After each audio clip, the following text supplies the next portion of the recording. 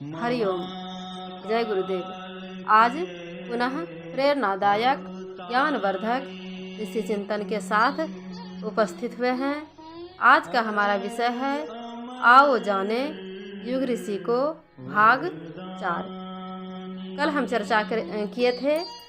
परम पूज्य गुरुदेव ने बचपन में ताई जी से कहा, मैं नौकरी नहीं करूँगा, घर घर कथा भी नहीं कहूँगा, मैं स्वावलंबी बनूंगा और दूसरों को भी स्वावलंबी बनाऊंगा। एक दिन बालक श्री राम ने कहा, आत्मरक्षा के लिए अस्त्र शस्त्र सीखने में कुछ भी बुराई नहीं। इस विद्या का बुरे कामों में उपयोग करना बुरा है। मैं लाठी भाला तलवार चलाना सीखूंगा। मैं हरिया गुरु से यह विद्या लूँगा। माता ने समझाया कि हरिया गुरु हमसे नीची जाति का है, उसे गुरु बनाना ठीक नहीं होगा, समाज में परनिंदा होगी।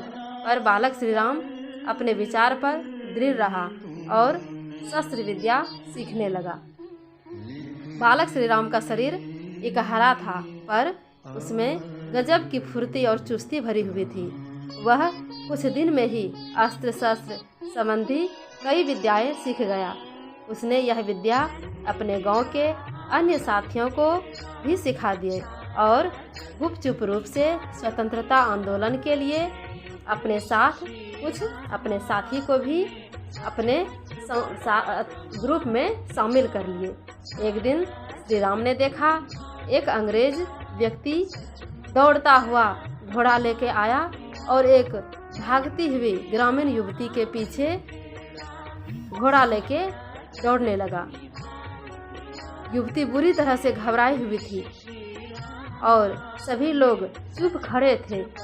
बालक श्री राम ने देखा कि ये औरत भागी जा रही है और सभी देख रहा है, कुछ कर क्यों नहीं रहा। वह अंग्रेज के अत्याचार की बात समझ गया और उसने छिपकर गोरे के सिर पर बड़ी ईंट मार दी। गोरे का सिर हट गया। युवती गांव में कहीं जाकर छिप गई, जिससे उस युवती के लाज की रक्षा हुआ। अंग्रेज बड़बड़ाता रह गया। बालक श्री राम की समाज सेवा भी बराबर चलती रही।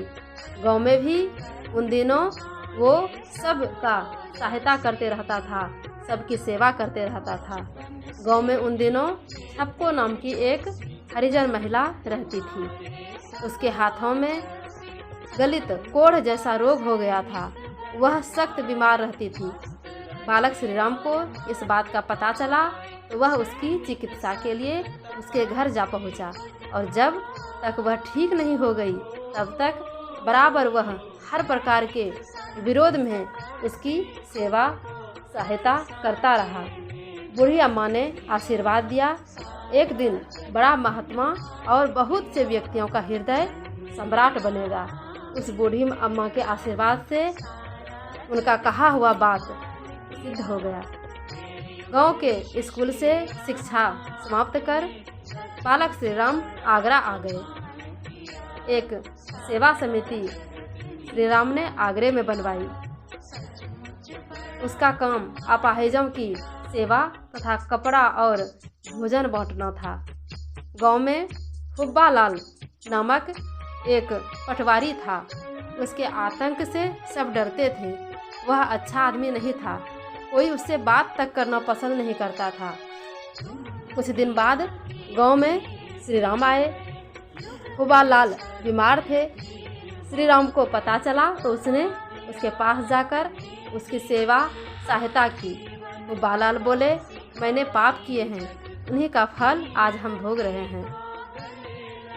मैंने लोगों को बहुत सताया है, इसलिए मैं बीमार हूँ। इसी का परिणाम है कि आज मेरा ये दशा हो गया। श्री राम के घर के बाहर लोगों की भीड़ देखी और बोले, पाप से घृणा करो, पापी से नहीं। बीमार की सेवा करनी चाहिए। पिता पंडित रूप किशोर शर्मा ने देखा, बालक श्री राम इस योग्य हो गया है कि उसका उपनयन संस्कार करवा दिया जाए।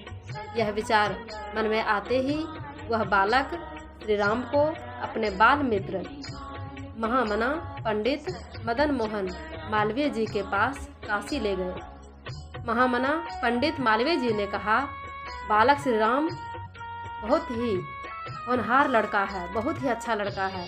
वो उसे गौर से देखने लगा और बहुत ही प्रसन्न हुए।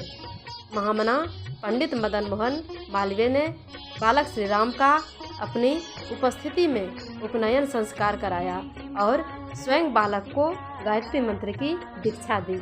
कहा, गायत्री ब्राह्मण की कामधेनु है, गायत्री की उपासना रोज क्या करना।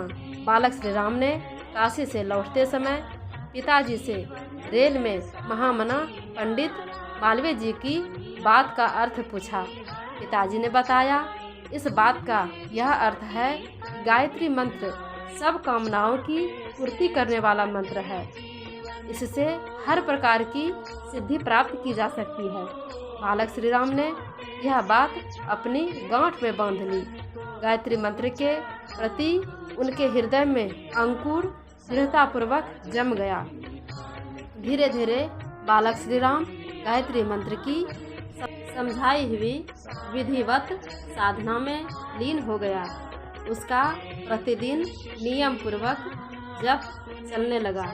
वह रोज गायत्री माता का जप करने के बाद ही भोजन करता था। तो प्यारे बच्चों, आज बस इतना ही। कल फिर आगे की कहानी पर चर्चा करेंगे। अभी तक अगर आपने हमारे चैनल को सब्सक्राइब नहीं किया है तो कृपया सब्सक्राइब कर दें।